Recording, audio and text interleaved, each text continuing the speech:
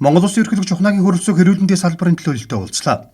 Улсын хэмжээнд эрүүл мэндийн 4900 байгууллагт нийт 67 мянган гаруй хүн ажиллаж эрүүл мэндийн тусламж үйлчилгээ үзүүлж байна. Нийт ажиллагчдын 80 гаруй хувь нь эмэгтэйчүүд, тэдний 60 гаруй нь 40 хүртэлх насныхан. Төр засгаас эрүүл мэндийн даатгалын санхүүжилтийг боловсронгуй болгож захим шилжилтийг эрчимжүүлж байна. Энэ онд эрүүл мэндийн салбарын ажилтнуудын цалин 75% нэмнэ. Өнөөдрийн байдлаар 30% нэмэгдээд байгаа юм. Түүнчлэн төрийн тэргүүний санаачлага дэмжлэгээр улсын 2 дугаар төв эмнэлгийн эргэтэн шилжүүлэн суулгах төв ашиглалтанд орсон бол уламжлалт хамгаалах ухааны үндэсний төвийн бүтээн байгуулалт эд өрнөж байна. За энэ дотор хамгийн чухал асуудлуудыг хөндөж байгаа маш их таалагдлаа. Эрүүл Монгол хүн, үндэсний аюулгүй байдал, Монгол улсын дархлаа юунд орших вэ гэдэг дээр ердийн үгээр гисэн мөртлөө яг амьдралд ойрхоноор ингэ ярьж байгаа нь миний хувьд бол маш их таалагдлаа. Тэгээд улс орны хөгжлийг хамгийн гол бол хүн амын тооны өсөлт, дундаж наслал, чанартай урт наслалт авч байгаа. Ийм учраас хүн болгон эрүүл байхын тулд эрүүл зан үйлээс эхэлнэ. Ер нь бол нас уралтын ихэнх шалтгаан архинд байна. Осол гэмтлийн нас уралт үүсэж байна. Энэний шалтгаан архинд байна. Ахаад амиа горлолт үүсэж байна. Энэ бол архинд л байна. Тийм учраас энэ архины зохисгүй хэрэглээг одоо халж яах тийм цаг болсон гэж хийж хэрэгжүүлж байгаа ажиллагаа талаар танилцууллаа. Хамгийн гол нь одоо манай салбартай холбоотой бол эрүүл Монгол хүн гэдэг үндэсний хөдөлгөөнд хэрэгжүүлсэн. За энэнийхээ бас талаар танилцуулж байна. Тэгээд өнөөдөр бас энэ уулзалт сууснаа үнэхээр баяртай байна.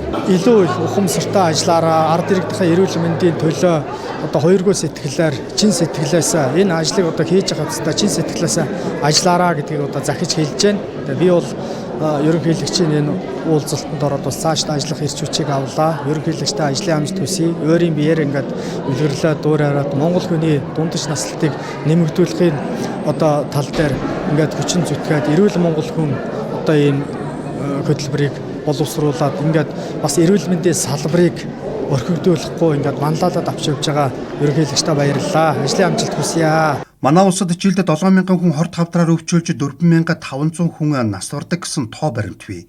Хэрв энэ байдлаараа үргэлжлүүл 2040 он гэхэд өвчтөл 2 дахин нэмэгдэх тооцооллыг Дэлхийн эрүүл мэндийн байгууллага гаргасан.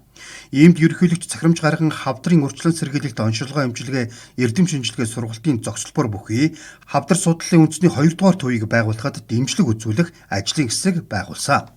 Ерөнхийлөгчийн хийсэн ажлын тайланг сонслоо. За эндээс олон сайхан үр дүнгууд гарсан байна. Монгол улс тусгаар тогтнолоо дэлхийд баталж чадсан байна. Дэлхийн 193 орны 192-тай дипломат харилцаа тогтоосон байна. За дээрэс нь Монгол улсын ерөнхийлөгч хөрөлсөх маань өөрийн санаачлагаар эрүүл Монгол хүн тэрбум мод үндэсний хөтөлбөр хэмжлэн одоо олон сайхан хөтөлбөрүүдийг хэрэгжүүлсэн байна. Үр дүн гараад явж байна.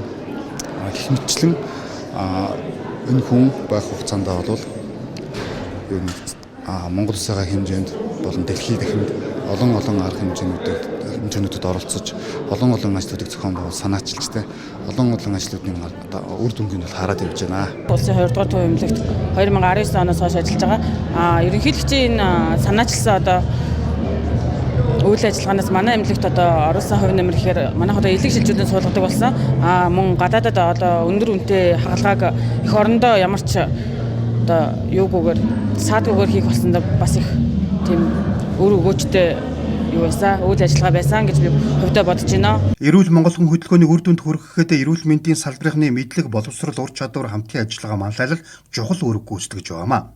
Цаашаа бүх шатанд ёс зүйтэй захлах хариуцлагатай байж хүн бүр ажил хөдөлмөр эрхлэж эвийг хэрхэмсэн эх орноо хөгжүүлэхийн төлөө үндэстнэрээ хүчин зүтгэхийг ерөнхийлөгч уриалсан юм а.